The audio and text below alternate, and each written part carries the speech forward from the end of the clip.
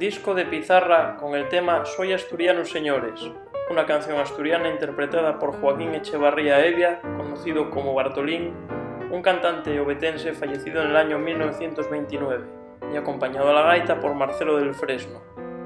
Número de catálogo 13.623, matriz SO 3091, discográfica Odeón.